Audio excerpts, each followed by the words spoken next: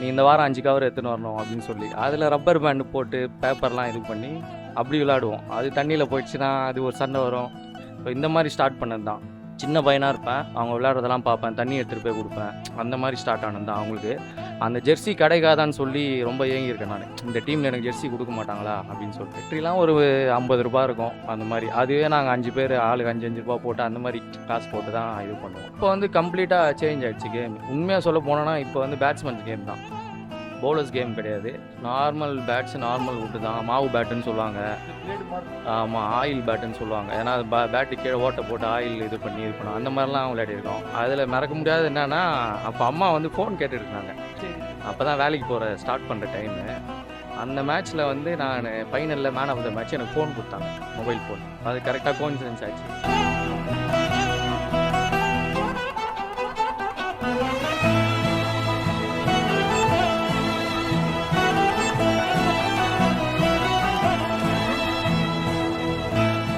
Hi guys, நான் உங்கள் Hari. So cricket பட்டாசு சேனலை எல்லாருமே ரொம்ப சப்போர்ட் பண்ணிட்டு இருக்கீங்க. ஸோ அந்த வகையில் நம்ம 2 இன்டர்வியூஸ் ஆல்ரெடி நம்ம போட்டிருந்தோம் நம்ம சேனலில். ஸோ ஒரு ஸ்பெஷல் பர்சன் தான் நம்ம கூட இருக்காங்க. ஸோ பக்கத்தில் பார்த்துருப்பீங்க, நம்ம அருண் ரீனா அண்ணன் வீட்டில் தான் இருக்கோம். ஸோ அருண் ரீனா அண்ணனோட எக்ஸ்பீரியன்ஸு, ஸோ அவர் கடந்து வந்த பாதை, அதை பற்றிலாம் ஷேர் பண்ணுறதுக்காக அண்ணன் பக்கத்தில் இருக்காங்க. ஸோ அவர்கிட்ட நிறைய கேள்விகள்லாம் கேட்கலாம். எப்படின்னா இருக்கீங்க? எல்லாருக்கும் வணக்கம். நான் உங்கள் அருண் ரீனா பேசுகிறேன். நல்லா இருக்கேன், ரொம்ப நல்லா இருக்கேன். ஹரி வந்து கிரிக்கெட் பட்டாசுலேருந்து ஒரு சின்ன இன்டர்வியூ செஷனுக்காக வந்திருக்காரு. நான் வந்து படித்தது MCC, Madras Christian college, Tambaram தான். ஒர்க் வந்து இப்போது கரண்ட்டாக பிஸ்னஸ் போயிட்டுருக்கு. ஸோ நல்லா தான் போயிட்டுருக்கு.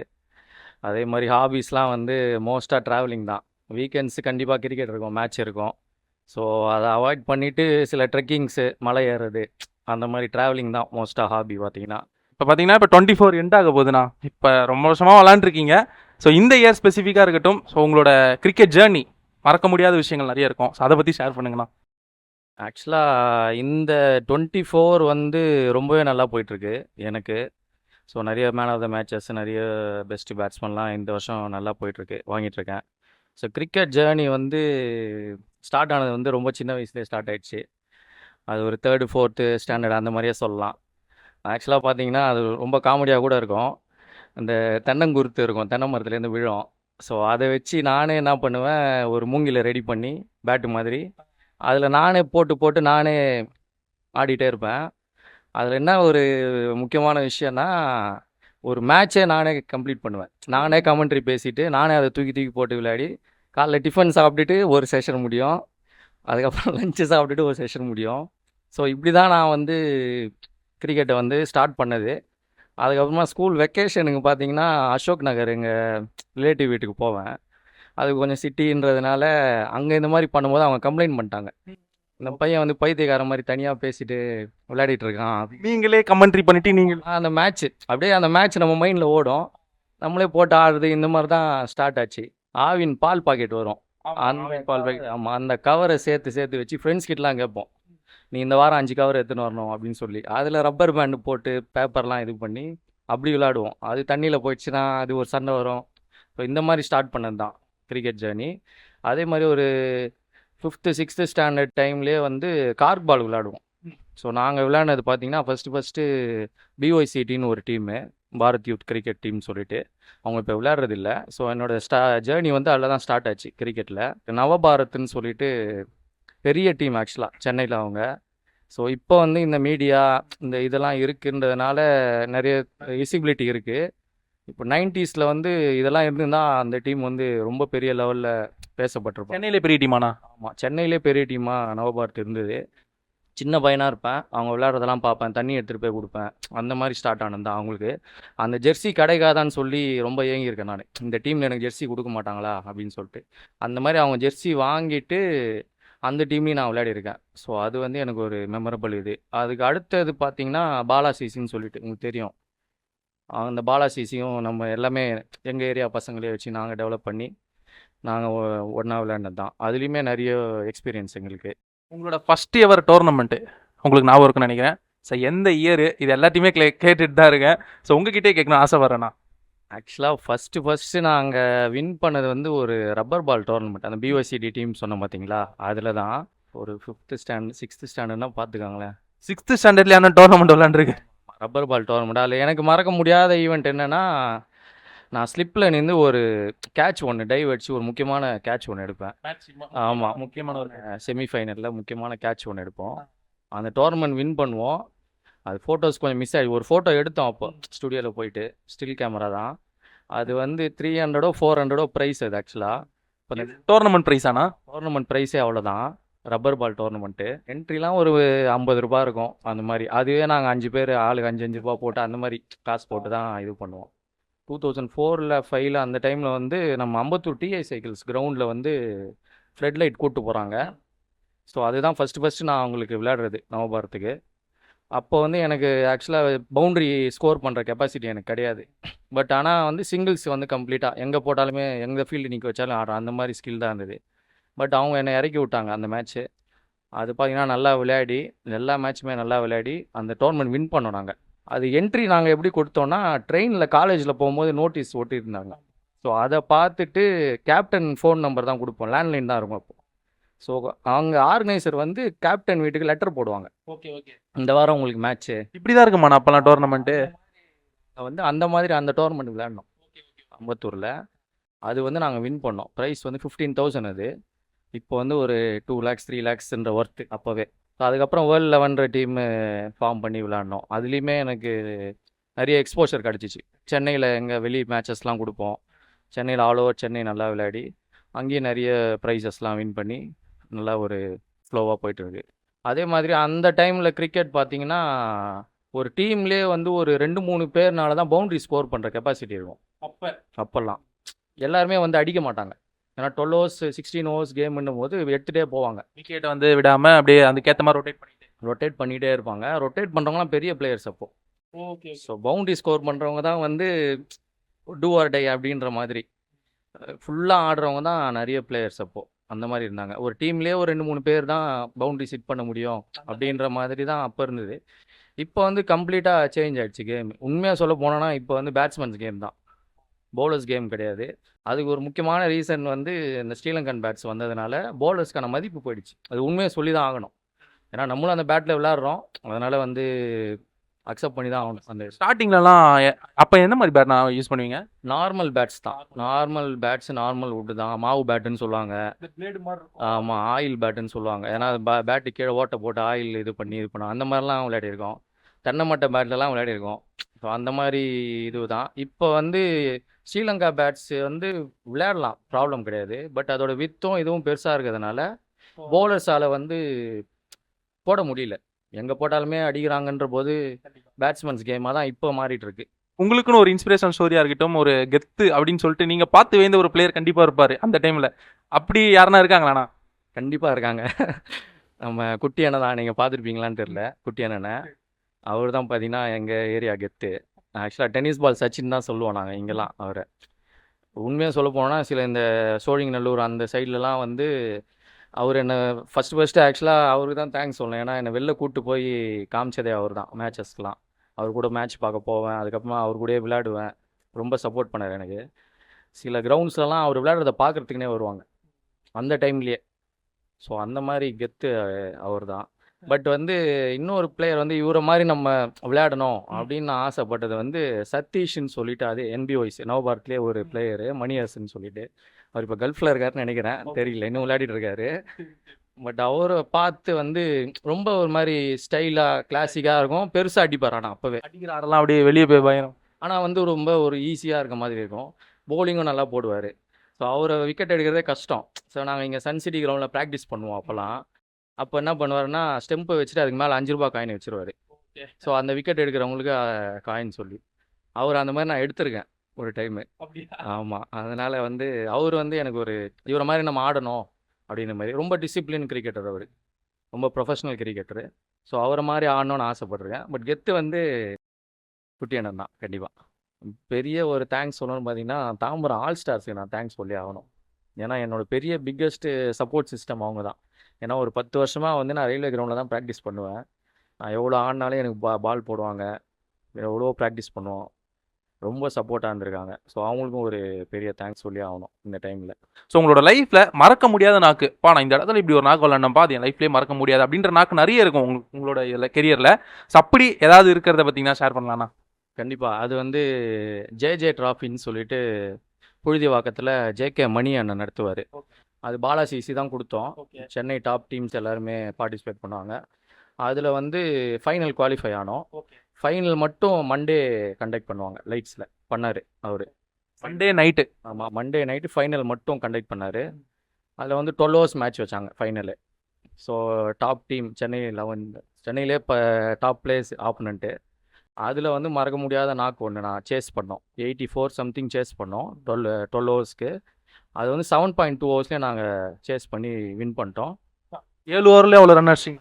7.2ல் நாங்கள் வின் பண்ணிட்டோம். அது நான் வந்து நல்லா ஆடிட்டேன் அந்த மேட்ச்சு. எவ்வளோ ரன் அடிச்சிங்க ஞாபகம் இருக்கு? 40+ ரன்ஸ் அடிச்சிருப்பேன். ஆமாம், அந்த மேட்ச்சில். அதில் மறக்க முடியாதது என்னன்னா, அப்போ அம்மா வந்து ஃபோன் கேட்டுட்டு இருந்தாங்க. சரி. அப்போ தான் வேலைக்கு போகிற ஸ்டார்ட் பண்ணுற டைமு. அந்த மேட்ச்சில் வந்து நான் ஃபைனலில் மேன் ஆஃப் த மேட்ச் எனக்கு ஃபோன் கொடுத்தாங்க, மொபைல் ஃபோன். அது கரெக்டாக கோஇன்சிடென்ஸ் ஆச்சு. அதை எடுத்துகிட்டு வந்து வீட்டில் கொடுத்தோடனே ரொம்ப சந்தோஷப்பட்டாங்க. ரொம்ப நாள் அந்த ஃபோன் வச்சுட்டே இருந்தாங்க. யூஸ் பண்ணலனா கூட நான் தனியாக எடுத்து வச்சிருங்கன்னு சொன்னேன். பட் இப்போ இருக்கான்னு தெரில அந்த ஃபோனு. ஸோ அது மறக்க முடியாத நாக்கு ஒன்று.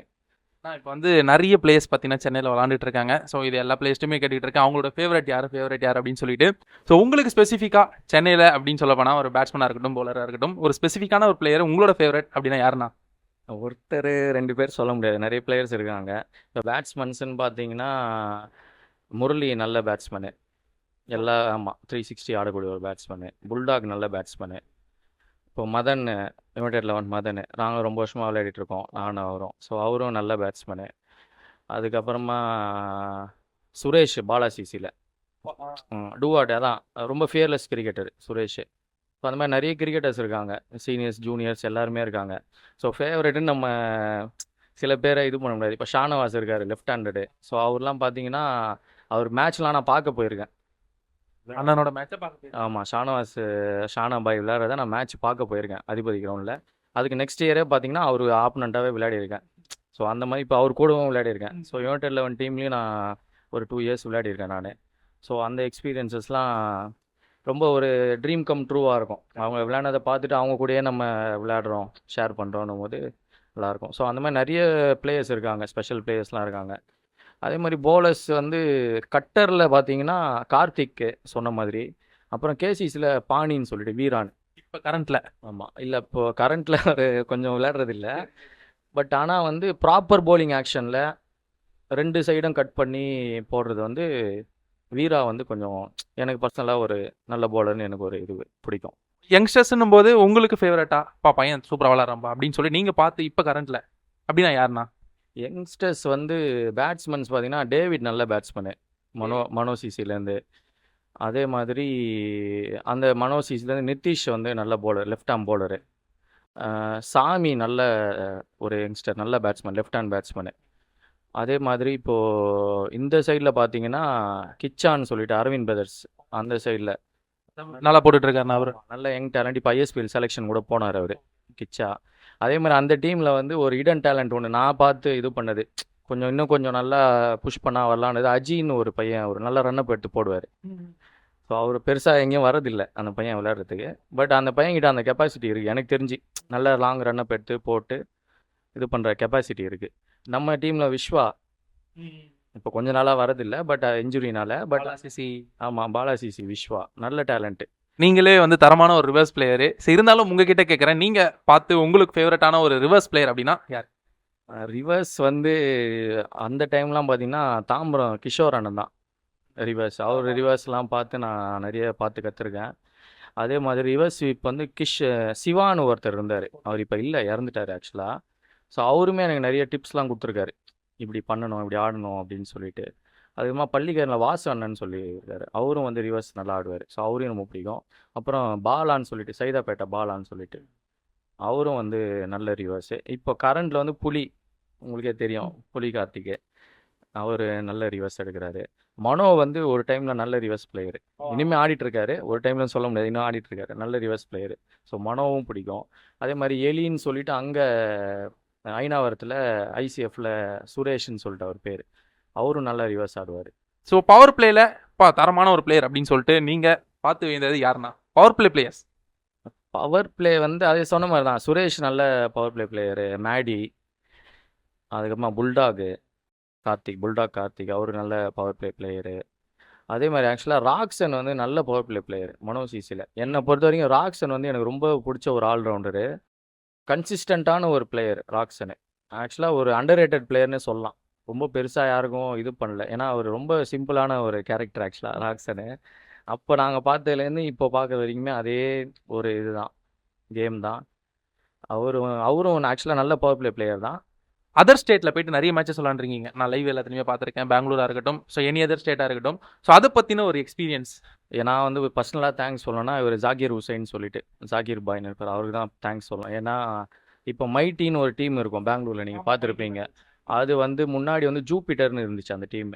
ஸோ அந்த டீமுக்கு வந்து நாங்க இங்கேருந்து சென்னையிலேருந்து ஒரு 4 பேர் 5 பேர் ரெகுலரா போய் விளையாடிட்டு இருந்தோம். இங்க இருந்து போயிட்டு அந்த டீமுக்கு ஆமா. ஜூபிட்டருக்கு நாங்க போய் விளையாடிட்டு இருந்தோம். ஸோ அதுக்கு வந்து இனிஷியலா சப்போர்ட் பண்ணது அவரு ஜாகீர் தான். இப்போ ஒரு யாரையாவது கேட்கும்போது கூட என்ன சொல்லுவாங்கன்னா, என் பையன் கிரிக்கெட் விளையாடுறான் அப்படின்னு சொன்னா, எந்த டீமுக்கு விளையாடுறான்னு கேட்பாங்க. எதுல கேட்பாங்கன்னா, லீக்ல தான் கேட்பாங்க. டிஎன்சிஏ லீக் ஆடுறானா? அப்படிதான். ஸ்டிச் பால் தான் ஒரு பெரிய இதுவா இருந்துச்சு. அங்க வந்து அப்பவே நான் சொல்றது பார்த்தீங்கன்னா, ஒரு 10, 12 இயர்ஸ்க்கு முன்னாடியே பார்த்தீங்கன்னா, ஒரு மதிப்பு. அது ரீசெண்டா அந்த 2018ல ஒய்பிஎல்னு சொல்லிட்டு போனோம். சென்னை பசங்கன்னு சொல்லிட்டு. அதுல அந்த நேஷ் டீம் அவங்க டாப் டீம் அவங்க ஆக்சுவலா. பெங்களூர்ல நேஷ் வந்து கொஞ்சம் பெரிய ஆமா. டாப் டீம் கர்நாடகாலயே. அதுல வந்து அவர் பிரவீன் கவுடான்னு சொல்லிட்டு, ஃப்ரெண்டு தான் அவரு. மைசூர் எக்ஸ்பிரஸ்ன்னு சொல்லுவாங்க அவர. நல்ல பவுலர் மைசூர்ல. அவரை வந்து ரிவர்ஸ் ஸ்வீப்ல ஒரு 6 ஒன்று அடிப்பேன். பெரிய 6 க்ரூஷியலான டைமில். ஸோ அது வந்து ரொம்ப வைரலாக நம்ம பசங்களும் ரொம்ப சப்போர்ட் பண்ணி ரொம்ப இது பண்ணாங்க. ஆக்சுவலாக அவருமே அதை ஸ்டேட்டஸாக வச்சுருந்தாரு. ஸோ அது வந்து எனக்கு கொஞ்சம் ரொம்ப ஒரு ஹார்ட் ஃபீல்டிங்காக இருந்தது. ஸோ இப்போ பார்த்தீங்கன்னா அதர் ஸ்டேட்ஸில் பார்த்தீங்கன்னா இப்போ கிருஷ்ணா ஷாட்புட்டாக இருக்கட்டும், கரணம் பாலாவாக இருக்கட்டும், ஜகத் சர்க்கார் அப்படி இப்படின்னு சொல்லிட்டு ஒரு டாப் கிளாஸ் பிளேயர் இருக்காங்க. டென்னிஸ் பால் கிரிக்கெட்டில் எங்கே போனாலும் கப் அடிக்கக்கூடிய ஒரு நல்ல ஒரு டீமாக இருக்குது. அவங்க விளையாடக்கூடிய டோர்னமெண்ட்ஸ்லாம் பார்த்தீங்கன்னா ஒரு 15 லேக்ஸு, ஒரு 10 லேக்ஸு, நம்ம ஒரு 2 லேக்ஸ், அதிகபட்சம் பார்த்தீங்கன்னா ஒரு 3.5 லேக்ஸ், 3 லேக்ஸ்னு வச்சுக்கலாம். ஸோ அவங்க அந்த லெவலில் இருக்கிறாங்க. அதுக்கு என்னென்ன காரணம் நினைக்கிறீங்க? என்ன ஒரு டிஃப்ரெண்ட் பார்க்குறீங்க? ஆக்சுவலாக மெயினாக அதான் சொன்னது தான். அங்கே வந்து ஸ்பான்சர்ஸ் வந்து உங்களுக்கு அதிகம் ஆக்சுவலாக. இப்போ வந்து எனக்கு தெரிஞ்சு வந்து டெய்லியுமே அங்கே 1 லேக் 2 லேக்ஸ் டோர்னமெண்ட் டெய்லி விளையாடுறாங்க வீக் டேஸ்லேயே. ஸோ இது வந்து அவங்க ப்ரொஃபஷனாக எடுத்திருக்காங்க. செகண்ட் பாயிண்ட் வந்து ஃபிட்னஸ். அவங்களுக்கு எல்லாருமே ஃபிட்டான பிளேயர்ஸ் தான். நீங்கள் ஃபிட்னஸ் இல்லாத பிளேயர்ஸ் வந்து ரொம்ப கம்மி அங்கே பார்க்குறது நீங்கள். ஃபிட்னஸ் ரொம்ப முக்கியம். ஆமாம், ஃபிட்னஸ் ரொம்ப முக்கியம். கேம் அதனால 365 டேஸ் அவங்க கிரிக்கெட் தான். ஸோ அவங்க வந்து இப்போ அதர் ஸ்டேட் பிளேயர்ஸ்லாம் ஏன் வந்து இவ்வளோ கன்சிஸ்டண்ட்டாக ஆடுறாங்கன்றதுக்கு மெயின் ரீசன் அதுதான். இப்போ கர்நாடகாவும் சரி, மகாராஷ்டிரா பிளேயர்ஸு, டெல்லி பிளேயர்ஸ் எல்லாருமே பார்த்தீங்கன்னா கண்டினியூஸாக ப்ராக்டிஸ் பண்ணிகிட்டே இருப்பாங்க டெய்லியுமே. ஐஎஸ்பிஎல் அதை பற்றி நீங்கள் என்ன நினைக்கிறீங்க? ஃபஸ்ட்டு வந்து மெயினாக வந்து பால் தான். ஸோ நம்ம வந்து இங்கே விளையாடுறது வந்து மெர்க்குரி ப்ளஸில் விளையாடுறோம். ஸோ அவங்க வந்து அதில் வெயிட் பாலில் விளையாடுறாங்க. கர்நாடகா சைடு பார்த்தீங்கன்னா கோட் பாலில் விளையாடுறாங்க. ஃபுட்பால். ஓகே. ஸோ வந்து இது மூணுமே வந்து டிஃப்ரெண்ட்டான ஒரு கேம் தான். ஐஎஸ்பிஎல் நம்ம வெயிட் பாலில் தான் விளையாடுறாங்கன்னும் போது நம்ம அந்த வெயிட் பாலை நம்ம ப்ராக்டிஸ் பண்ணி தான் ஆகணும். இவங்க இந்த பால் விளையாட மாட்டாங்க. இங்கேயும் நிறைய பிளேயர்ஸ் இருக்காங்க வெயிட் பால் விளையாடுற பிளேயர்ஸ்லாம். அவுட் ஆஃப் சென்னையுமே நிறைய பிளேயர்ஸ் இருக்காங்க டாப் பிளேயர்ஸ்லாம். பட் வந்து அவங்களோட ஃபோக்கஸ் வந்து தமிழ்நாடுனா இந்த இது தான், இந்த பால் தான் விளையாடுறாங்க. ஸோ அங்கே பிளேயர்ஸ் இல்லை அப்படின்ற மாதிரி தான் அவங்களோட ஃபோக்கஸ் போகுது. பட் இந்த சீசனில் வந்து எனக்கு தெரிஞ்சு ஒரு 4-5 பிளேயர்ஸ் வந்து செலக்ட் ஆவாங்க நான் எதிர்பார்த்தேன். உங்களோட கணிப்படி? ஆமாம், ஏன்னா அவங்களாம் வெயிட் பால்ஸ் ரெகுலராக விளையாடி ப்ராக்டிஸ் பண்ணுற பிளேயர்ஸ் தான். பட் அவங்களுமே வந்து அன்ஃபார்ச்சுனேட்டாக செலக்ட் ஆகலை. இப்போ பார்த்தீங்கன்னா அண்ணன் வந்து நிறைய விஷயங்கள் வந்து சொல்லியிருந்தாங்க, நிறைய எக்ஸ்பீரியன்ஸ் வந்து ஷேர் பண்ணியிருந்தாங்க. ஸோ அந்த வகையில் அண்ணன் கப்ஸ் நிறைய இருக்குது, அதை பற்றி நம்ம கேட்கலாம். இது வந்து எல்லாமே வந்து இண்டிவிஜுவல் ட்ராஃபிஸ் தான். ஆமாம், எல்லாமே இண்டிவிஜுவல் தான். மெடல்ஸு ட்ராஃபிஸ் எல்லாமே. இது வந்து ஃபஸ்ட்டு வாங்கினது. இது வந்து இதான் ஃபஸ்ட்டு வாங்கினது. எக்ஸாக்ட் இயர் ஞாபகம் இல்லை. மேபி ஒரு 8th அந்த மாதிரி டைமில் வாங்கினது. ஆமாம், 8th ஸ்டாண்டர்ட் அந்த மாதிரி. அதே மாதிரி இது வந்து man of the series Shankar மெமோரியல்னு சொல்லிட்டு கிரசன் கிரவுண்டில் நடத்துனாங்க. So bowling tournament. ஸோ அதில் வாங்கினது. அப்புறம் இது ரீசெண்டாக இப்போ பெஸ்ட் பவுலர் வாங்கினது. ஆமாம், அது மாதிரி எல்லாமே இதுதான். இது வந்து பெஸ்ட் பேட்ஸ்மேனு. ஆமாம், ஸ்பைடர் சிசியில் அப்புன்னு சொல்லிட்டு அவர் இல்லை, இறந்துட்டாரு, நல்ல கிரிக்கெட்டரு. ஸோ அதில் பெஸ்ட் பேட்ஸ்மேன் வாங்கினது.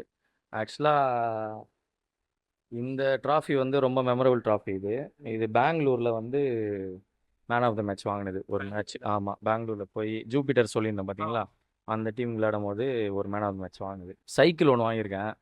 ஆமாம், மேன் ஆஃப் த சீரீஸு. அது வேர்ல்டு லெவனுக்கு விளையாடும்போது வாங்கியிருக்கேன். இங்கே மேடவாக்கத்தில் தினேஷ்னு சொல்லிட்டு அவங்க கண்டக்ட் பண்ணாங்க. அயன் பாக்ஸ் வாங்கியிருக்கேன். பீரோ வாங்கியிருக்கேன். அயன் பாக்ஸ், பீரோ. அயன் பாக்ஸு, பீரோ. அதுக்கப்புறமா ஃபஸ்ட்டு பால் பூத் கிரவுண்டுன்னு ஒன்று இருக்கும் திருவான்மியூரில். ஆக்சுவலாக பேட்ஸ்மேன்ஸ் ட்ராக் தான். அதில் பெஸ்ட்டு பவுலர் வந்து பஜாஜ் டேபிள் ஃபேன் கொடுத்தாங்க ஒரு டைமு. ஸோ அதே மாதிரி அவங்க வால் கிளாக்ஸ் எல்லாமே கொடுப்பாங்க. ஸோ அது மாதிரி வீட்டுக்கு தேவையான பொருளும் கிரிக்கெட் மூலியமா வீட்டுக்கு தேவையான பொருட்கள் எல்லாமே வந்து அண்ணன் வந்து கிரிக்கெட் மூலியமா சம்பாதிச்சிருக்காரு தான் சொல்லணும். அதே மாதிரி நிறைய மொபைல் ஃபோன்ஸ் அதெல்லாம் நிறையா வாங்கியிருக்கோம். அதெல்லாம் அப்படியே மிஸ் ஆகிடுச்சு, அப்படியே எடுத்து வைக்க முடியல. அப்புறம் நிறைய பேட்டு, அப்புறம் நம்ம விளையாடின ஸ்டெம்ப்ஸு அதெல்லாமும் எடுத்து வச்சுருக்கோம். ஸோ அதுவும் ஒரு இதுதான். ஸோ ஒரு சைடு அந்த சைடில் அடிக்க வச்சிருக்காரு அப்படின்னு பார்த்தீங்கன்னா, இந்த சைடும் பார்த்தீங்கன்னா சூப்பராக வந்து ஃப்ரேம் போட்டு வச்சிருக்காங்க. ஸோ இதை பற்றியும் கேட்கலாம்.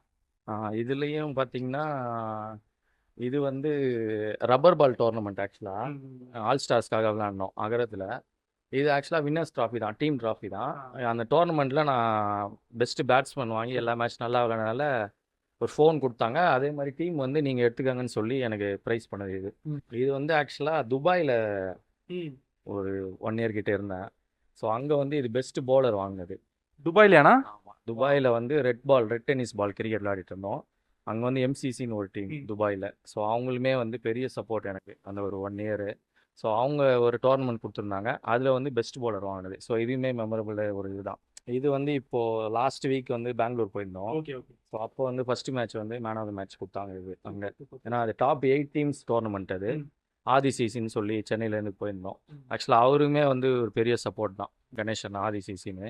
ஸோ இப்போ கரண்ட்டாக அந்த டீம் விளையாடிட்டுருக்கேன். ஸோ அதுலேயுமே வந்து நிறைய யங்ஸ்டர்ஸை டெவலப் பண்ணி நல்லா பண்ணிகிட்ருக்காங்க. ஸோ அந்த டீம் விளையாடும் போது இப்போது இந்த ட்ராஃபி ஒன்று கொடுத்தது. இது அல்ஃபோன்சா கிரவுண்டில் நடத்துனாங்க. நல்ல டாப் டீம்ஸ்லாம் வின் பண்ணி வேர்ல்டு லெவனுக்காக விளையாடும் போது வாங்கினது. இது ஏன் மெமரபிள்னா, அதுக்கு முன்னாடி ஒரு 1 மந்த்துக்கு முன்னாடி சிவியர் பேக் பெயின். ஸோ நிற்க முடியல. ட்ரீட்மெண்ட்லாம் எடுத்து ஃபிசியோலாம் பண்ணி ஒரு 2-3 வீக்ஸ் விளையாடவே இல்லை. மேட்சஸ்லாம் சும்மா பார்க்க போவேன், கஷ்டமாக இருக்குது. அதுக்கு அடுத்த வாரமே விளையாடி பெஸ்ட் பேட்ஸ்மேன் வாங்கினது வந்து ஒரு நல்ல டோர்னமெண்ட்டில் டாப் பிளேயர்ஸ்லாம் விளையாடும் போது அது ஒரு மெமரபுளாக இருந்துச்சு. ஸோ அதனால் இது கொஞ்சம் நான் கப்ஸு நிறைய வாங்கியிருக்கீங்க. மெடல்லாம் எவ்வளோண்ணா இருக்கும்? உங்களோட கணிப்பு படி மெடல்ஸ் எவ்வளோ வாங்கியிருப்பீங்க? மெடல்ஸ் இப்போ இங்கே டிஸ்பிளேல இருக்குது கொஞ்சம்.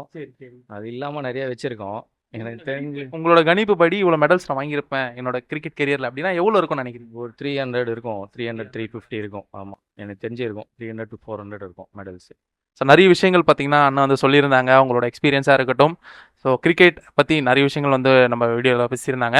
அந்த வகையில் கப்ஸை பற்றியும் பார்த்தீங்கன்னா நிறைய ஷேர் பண்ணியிருந்தாங்க. ஸோ அந்த வகையில் நான் உங்கள் கூட பேசினது ரொம்ப நன்றிண்ணா.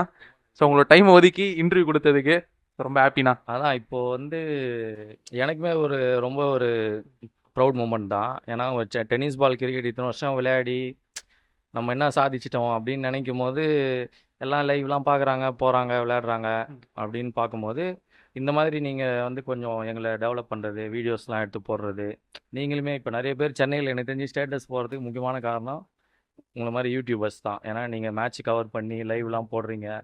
இப்போ நானுமே துபாயில் இருக்கும்போது கூட பார்த்தீங்கன்னா இங்கேருந்து அங்கேருந்து லைவ் பார்க்குறேன், இங்கே என்ன நடக்குது என்னன்னு. ஸோ அதுக்கு வந்து நீங்கள் ஒரு பெரிய பிளாட்ஃபார்மாக யூஸ் பண்ணுறீங்க. ஸோ கண்டிப்பாக உங்களுக்கு சப்போர்ட் இருக்கும். கண்டிப்பாக சப்போர்ட் பண்ணுவோம் நாங்கள். எனக்குமே இது ஒரு பெரிய ஒரு ப்ளஷர் தான். ஏன்னா வந்து என்னையும் மதித்து நீங்கள் வந்து ஒரு இன்டர்வியூ எடுத்து என்னோட நாலேஜ்லாம் ஷேர் பண்ணி, எக்ஸ்பீரியன்ஸ்லாம் ஷேர் பண்ணுறது என் கூட பழகுறவங்களுக்கு தெரியும். நான் இதெல்லாம் இப்போ வந்து எல்லாருக்குமே ஓப்பனாக இது பண்ணும்போது வந்து கண்டிப்பாக எனக்குமே ஒரு சந்தோஷம் தான். இதில் நிறைய பேரை நான் மிஸ் பண்ணியிருந்தேன்னா கொஞ்சம் தப்பாக நினச்சிக்காதீங்க.